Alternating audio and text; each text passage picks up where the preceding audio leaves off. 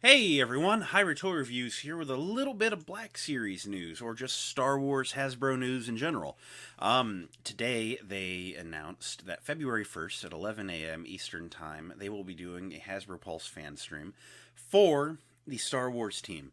Now, this is really good news because, to be honest with you, myself and many other people thought they'd maybe forgotten that they had this ability. Because we haven't had a true dedicated Star Wars fan stream since May 4th of 2022. We're coming up on like 10 months. Or on 8 months.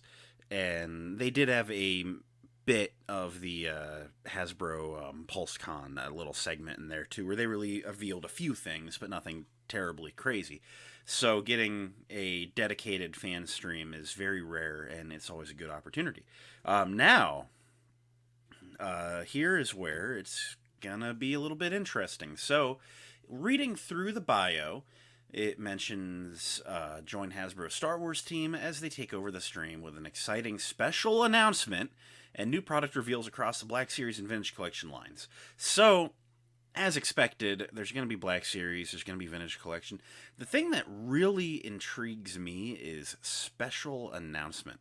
So, to spitball, we'll go to special announcement last because I've got some ideas.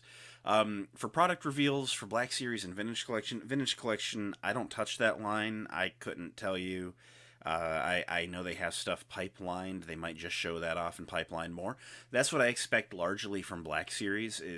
We have so many figures that are pipelined. The Phase 2 all white clone, the Clone Wars Season 3 to 5 Ahsoka, the Ki-Adi-Mundi wave, the ARC Trooper Jesse. I mean, there are like 15 figures that are pipeline.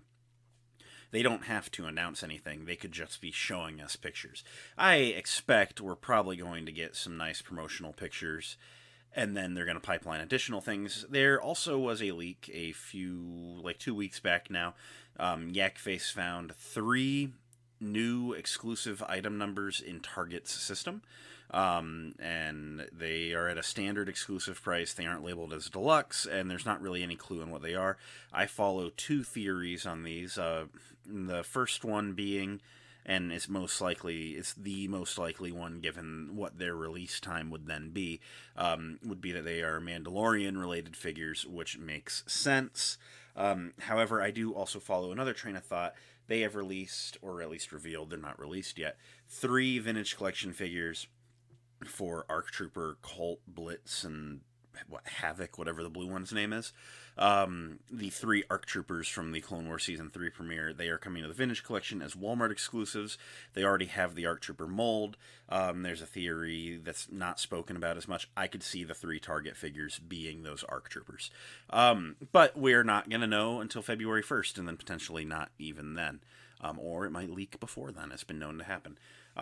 So that's where I fall on the Star Wars live stream Black Series line. We're just going to see what's been pipelined, and they're going to show us what those 3 Target exclusives are, and maybe something out of left field, a lightsaber or a helmet or something. Now, the special announcement. This is intriguing. Something that has been talked about a lot lately is how we really should try again for a Black Series HasLab. Hasbro hasn't ran a HasLab in a hot minute. They did the Marvel Legends Ghost Rider one last I knew, which had flopped. And before that, it had been some time. I think they had the G.I. Joe one before that, a few months. We are coming up on basically a year and a half since the Rancor. That's also saying that it would be Black Series. It's also been a minute since we've had a Vintage Collection HasLab, and considering that every Vintage Collection HasLab is funded, it wouldn't shock me if it was Vintage Collection. But here's my thoughts. We are in the 40th anniversary of Return of the Jedi. Anything they HasLab for that could be Return of the Jedi anniversary related would, of course, come out significantly after the conclusion of the year. But I could see them saying, hey, it's related to Return of the Jedi, and obviously they're not going to go for Rancor. That's failed. That's done. They've said they're not going to revisit that, or it's extremely unlikely. I personally, and it's a popular theory, is a well a HasLab that would do well would be an ATST. And I'm 100% on board with that train of thought. A while back, I 3D printed an ATST in Black Series scale. Had no functionality. It was a glorified statue, but it was a good centerpiece for the collection, and then I had a buddy who really wanted it, so I sold it to him, and I just haven't reprinted it because it was a lot of space, which I was less interested in giving a 3D printed product. If it was official Hasbro, I'd be a little more interested. And ultimately, it would kind of just come down to interest, price, and tiers. I'm sorry, I was one of those Rancor people where the tiers had to get me. And my philosophy there is, yeah, you should be buying the Rancor for the Rancor. I thought $350 was steep, but if you're going to give me 4 action figures that are exclusive and therefore valued at $25 each, I'd consider it a $250 Rancor and $100 of figures that you're obligated to buy with the Rancor at that point. But, giving you more, increases the value, and I didn't really like what it came with, and that's what got me to back out, and many other people to back out. Was the tiers gave us very little motivation, and that is water under the bridge and a argument to be had elsewhere. But I think the ATST, if priced right, would sell well on its own. I think similar to the Rancor, a figure that had to come with it, and they absolutely drug their feet until they promised it the day of failure. It needed that, Rancor keeper. And I think if we're going to get an ATST, there's no way we can get an ATST without ATST pilots or drivers. That is a figure I think in the main line would potentially struggle. I think people that really want to troop build every Imperial type character would pick it up. I think a lot of people would be like, oh, it's just a gray guy with a bull hat, like a whatever, which, yeah, not the most exciting design. But when you pair that figure with an ATST, why would you want an ATST without a driver? So I think as a mainline figure, that character could struggle a little bit, but paired with an ATST, I think that is an absolute gold. I think it shouldn't even be a tier. I think they should just say, hey, we'll give you, you buy the ATST and the figure comes with it. The figure is the accessory for, in the hypothetical world, of course, that it ends up being a ATST. I think the sizing of it would work because it's not really a big square footage thing. It's more height than width or depth. I think a ATST couldn't stand much taller than the TIE Fighter that we have. It'd be a similar build in that it's like a big body with, the TIE Fighter's a big body with big skinny wings. An ATST is a big body with long skinny legs. So there's only a lot of bulk on one half of it.